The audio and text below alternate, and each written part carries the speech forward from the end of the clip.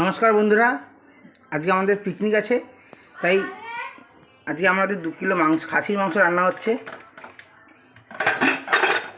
এই দেখুন,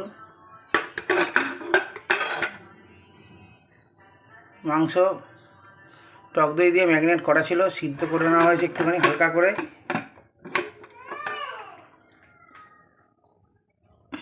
tomato grind করা হয়েছে, আদা রসুন একসাথে আমরা করে দিয়েছি, লঙ্কাও আছে এবং পেঁয়াজ বাটা আলাদা।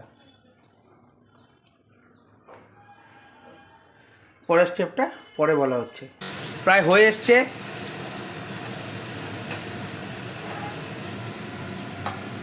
আমরা এই শেফটাকে বাইরে থেকে ভাড়া করে নিয়ে এসেছি। এই যে দেখে নিন, এই যে টক দই দিয়ে মাংস, ম্যারিনেট করা মাংস আমাদের সিদ্ধ হয়ে গেছে। এখন আলু ভাজা চলছে।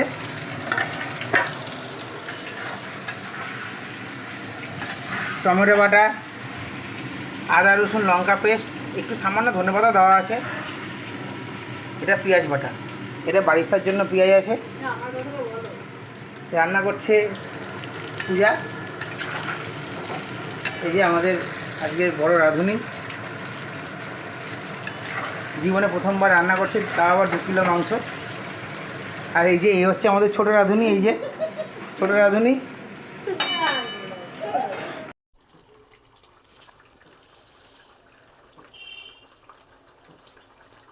খাসির মাংস রান্না হতে চলেছে। 2 কিলো চিকেন। আলুটাকে ভালো করে ভেজে নিয়ে তার মধ্যে মশলা দিয়ে কষিয়ে মাংসটা দিয়ে দিতে হবে। তারপর নাড়াচাড়া করে নুন, হলুদ, জিরে গুঁড়ো, ধনের গুঁড়ো, লঙ্কার গুঁড়ো, গরম মশলা গুঁড়ো সব কিছু দিয়ে নাড়িয়ে ধনেপাতা দিয়ে কষে